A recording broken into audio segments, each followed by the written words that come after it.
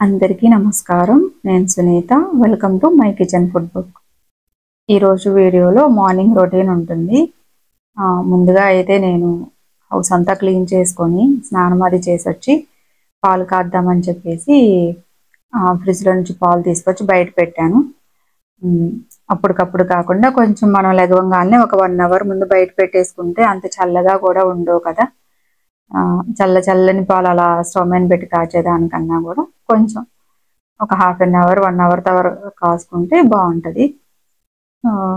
మీరు నా వీడియోస్ అన్నిటిలో చూస్తూనే ఉంటారు కదా. నా డైలీ మార్నింగ్ రొటీన్ అయితే ఇంకా పూజతోనే స్టార్ట్ అవుతుంది. ముందు పాలైతే స్టవ్ మీద పెట్టేసి ఇంకా పూజ సామాను క్లీన్ చేస్తున్నాను. ఈరోజు దేవుడి దగ్గరికి నైవేద్యంగా ఇంకా పాలు పెడదామని. ఫ్రూట్స్ అయితే ఏం లేవు. ఎక్కువగా నేను దేవుడి దగ్గర కొంచెం అదే కలకండ, పటిక బెల్లం ఇవి ఉంటాయి కదా, అవి పెట్టుకుంటాను. దేవుడి మందిరంలో ఉంటుంది. కానీ రోజు అదే కాకుండా అప్పుడప్పుడు ఇలా పాలు, లేకపోతే మార్నింగ్ ఏమన్నా రైస్ వండితే రైస్ ఇలా నైవేద్యంగా పెడతా ఉంటాను. ఇప్పుడైతే పూజ సామాను క్లీన్ చేసేసుకొని దేవుడి దగ్గర కూడా అంతా క్లీన్ చేసి ముగ్గు వేసుకుంటే ఇంకా పూజ చేసుకోవటమే. ఈలోపు పాలు కూడా కాగినా మనకు కొంచెం ఇంకా టైం ఉంటుంది కదా. మరి వేడిగా అంత కాగే అయితే పెట్టము. కొంచెం ఇదంతా క్లీన్ చేసుకొని దీపారాధన అంతా రెడీ చేసుకున్న తర్వాత ఇంకప్పుడు పాలు ఇంకొక గిన్నెలోకి అలా తీసి పెట్టేసుకుంటాను. డైలీ అయితే మార్నింగ్ నా డే ఇక్కడ ఇలాగే స్టార్ట్ అవుతుంది. ఇంక ఇది కామన్ అన్నమాట. హౌస్ క్లీన్ చేసుకున్న తర్వాత ఫస్ట్ పూజ సామాన్ నేను పూజ చేసినా చేయకపోయినా, ఒకవేళ టైం ఉన్నా లేకపోయినా మొత్తం అక్కడ క్లీన్ చేసి మొత్తం రెడీగా పెట్టేస్తే నాకు టైం ఉంటే నేను చేస్తాను, లేదంటే ఇంకా మా వారు ఇంకా తను ఫ్రెష్ అప్ అయిన తర్వాత తను చేస్తారనమాట. మార్నింగ్ అయితే ఫస్ట్ ఇక్కడే స్టార్ట్ అవుతుంది. మంచిగా ఉంటుంది కదా మార్నింగ్ లెగవంగానే కొంచెం మంచి ఫ్రెష్ మైండ్తో ఉంటాం కదా. స్నానం అది చేసి ఇలా చేసుకుంటే సరే అని చెప్పేసి ముగ్గు వేస్తున్నాను. ఇక్కడ జస్ట్ వరకు చిన్నది ముగ్గు పిండి ఉంది. సరే చిన్న తామర పువ్వులు అవి చిన్నవి వస్తున్నాయి కదా మనకి ముగ్గు వేసుకునేవి, అందులో వేసేసి ఇంకొంచెం చిన్నది వేసాను అనమాట. సరే ఇంకా పూజ అయిపోయిన తర్వాత ఇక్కడ ముందు రోజు నైటు మినపప్పు నానబెట్టాను. గారెలు వేద్దామని చెప్పేసి మినపప్పు నానబెట్టాను. ఇవి ఒక 2 కప్పులు అలా, మనకి రైస్ కుక్కర్లో కప్పు వస్తుంది కదా, ఆ కప్పుతో 2 కప్పులు అనమాట. నేను నానబెట్టేటప్పుడే 1కి 2 సార్లు శుభ్రంగా కడిగేసి నానబెడతాను. ఇంక ఇప్పుడు మనం మిక్సీ వేసుకునేటప్పుడు కడగాల్సిన అవసరం లేదు, డైరెక్ట్ తీసేసి వేసుకోవడమే.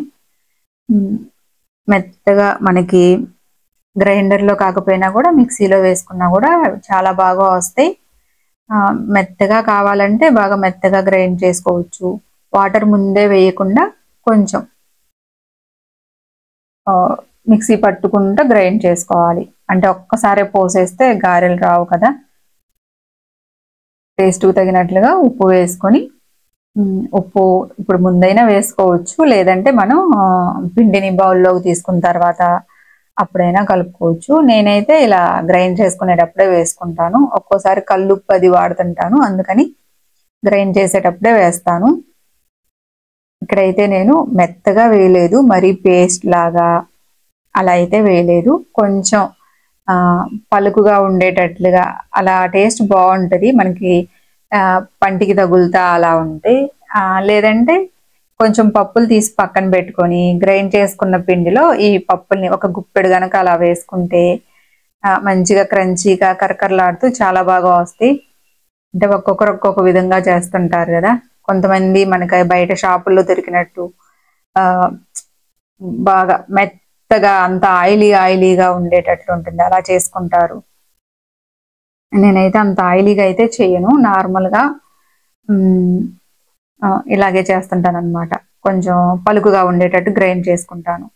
ఇప్పుడు ఇందులో 2 ఉల్లిపాయలు, 4-5 పచ్చిమిరపకాయలు, 1 స్పూన్ జీలకర్ర, గారెల్లో అయినా బోండాలు ఇవి చేసుకునేటప్పుడు జీలకర్ర వేసుకుంటే టేస్ట్ బాగుంటుంది.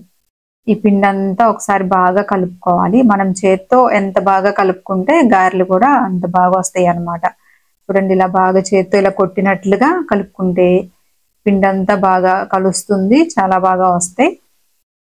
ఇందులో అల్లం తురుముతున్నాను. తింటారు అనుకుంటే చిన్న చిన్న ముక్కలు కట్ చేసుకొని వేసుకోండి, లేదా రోట్లో దంచుకోవచ్చు. ఇది ఇంకా ఈజీ కదా ఇట్లా తురుముకోవటం.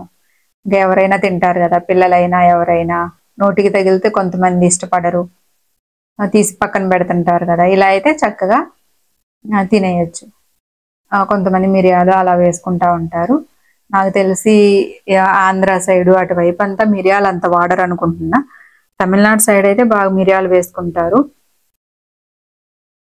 ఇంకా పిండి అంతా కలిపేసి పక్కన పెట్టేశాను. ఇప్పుడు అందులోకి చట్నీ చేద్దామని చెప్పేసి బాండి పెట్టేసుకున్నాను. వేసిన పప్పు చట్నీ సింపుల్గా నార్మల్గా చెప్పేస్తాను ఇక్కడ, ఎందుకంటే ఆల్రెడీ నేను చాలా వాటిల్లోనే చూయించున్నాను. ఒక 2 గుప్పెళ్ళు వేసిన పప్పు తీసుకొని కొంచెం ఆయిల్ వేసుకున్నాను. ఇవి కొంచెం వేగిన తర్వాత పచ్చిమిరపకాయలు, ఇందులో ఎండుమిరపకాయలు పచ్చిమిరపకాయలు 2 కలిపి వేసుకోవచ్చు, లేకపోతే ఏదో ఒకటి వేసుకున్నా కూడా టేస్ట్ బాగుంటుంది. ఇవి కొంచెం వేగిన తర్వాత ఇప్పుడు ఇందులో కరివేపాకు అయితే నేను ఇలా చట్నీ ఈ పప్పులు వేగేటప్పుడే వేస్తాను. తర్వాత తాలింపులో వేసేదానికన్నా కూడా ఇలాగే ఎక్కువ వేస్తాను. ఇలా అయితే మనకి అందరూ తింటారు కదా, కరివేపాకు హెల్త్కి మంచిది కదా. లేకపోతే మనం తినేటప్పుడు ప్లేట్లో ఇలా వస్తూ ఉంటే తీసి పక్కన పెట్టేస్తూ ఉంటాం. అందుకని ఎక్కువ ఏ పచ్చడి చేసినా, అది రైస్లోకైనా దేంట్లో చేసినా సరే కరివేపాకు వేగేటప్పుడే వేస్తాను. అలాగే కొంచెం శనగపప్పు, పుట్నాల పప్పు అంటారు కదా, అవి పచ్చి కొబ్బరి మనం ఒక 5 నిమిషాలు ఇలా వేయించుకుంటే సిమ్లో పెట్టుకొని, చట్నీ ఒక 2 రోజులు అలా ఉన్నా కూడా స్మెల్ రాకుండా ఉంటుంది, పచ్చి వాసన అలా లేకుండా ఉంటుంది. కొంచెం జీలకర్ర, వెల్లుల్లిపాయలు ఒక 2-3 వెల్లుల్లిపాయలు వేసుకుంటే టేస్ట్ బాగుంటుంది. ఒక 5 నిమిషాలు అలా వేయించుకున్న తర్వాత ఇంకా స్టవ్ ఆఫ్ చేసుకోవటమే. ఇంకా చల్లారిన తర్వాత మిక్సీ పడుతున్నాను అనమాట. ఈ కొబ్బరి వేసుకుంటే మనకి చట్నీ తినేటప్పుడు చాలా టేస్టీగా ఉంటుంది కదా.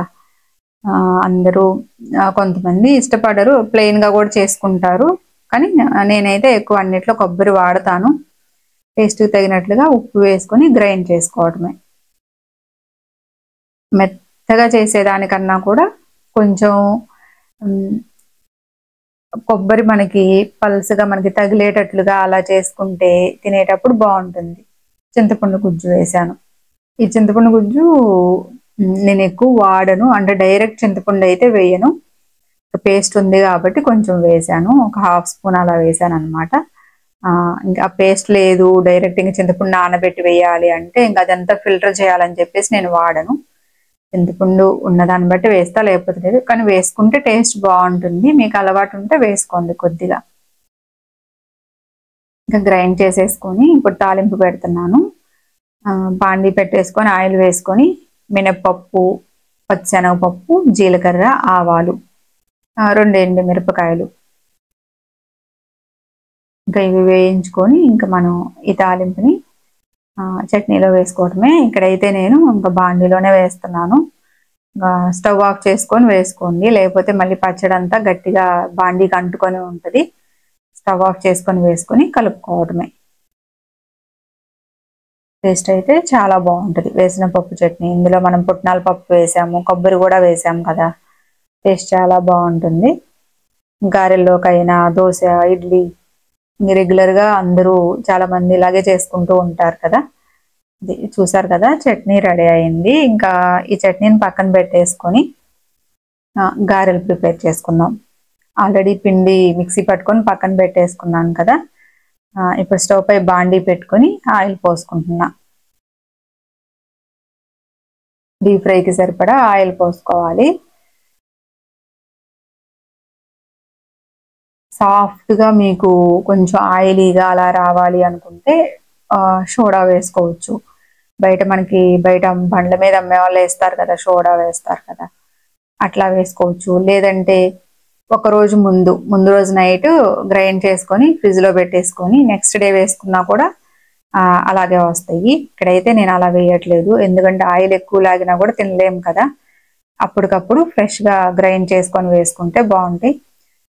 ఇవైనా మనకి అంత తేడా అనిపించవు, చాలా బాగా వచ్చినాయి మిక్సీలో వేసినా కూడా. చూడండి ఆయిల్ కూడా కాగింది. ఇప్పుడు గారెలు వేసుకోవడం. ఇంకా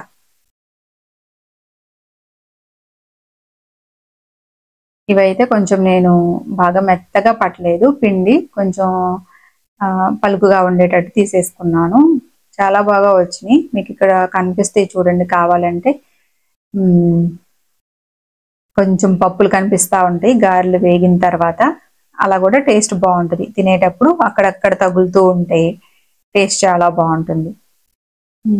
ఇలా డీప్ ఫ్రై చేసే బాండీల్లో కర్రీస్ చేస్తే ఇవి మనం గారెలు బోండాలు ఇవేమన్నా వేసేటప్పుడు బాండీకి అడుగున అంటుకుపోతాయి ఫస్ట్ వెయ్యంగానే.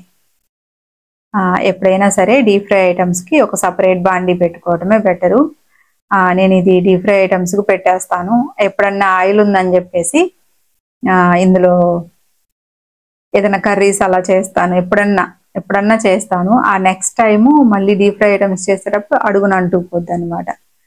అందుకని మోస్ట్లీ దీంట్లో ఇంకా కర్రీస్ ఏం చేయను. మీలో ఎంతమంది ఇలా గమనించి ఉంటారు? ఈజీగా అంటుకుంటుంది. స్టీల్ బాండిల్కి అయితే అంటుకుంటాయి ఖచ్చితంగా. చూడండి మీకు అక్కడక్కడ వైట్ కలర్ కనిపిస్తున్నాయి కదా మినప్పప్పు, అలా ఉంటే మనకి తినేటప్పుడు టేస్ట్ చాలా బాగుంటాయి, బాగా ఫ్రై అవుతాయి.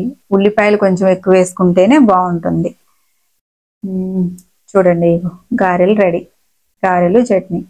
ఈరోజు బ్రేక్ఫాస్ట్కి అయితే ఇదే. ఈరోజు ఈవినింగ్ డిన్నర్ రెసిపీస్ అవన్నీ ఏం చూపించట్లేదు, వీడియోస్ చాలా లాంగ్ అవుతున్నాయి కదా, 19 minutes 20 minutes అలా వస్తున్నాయి.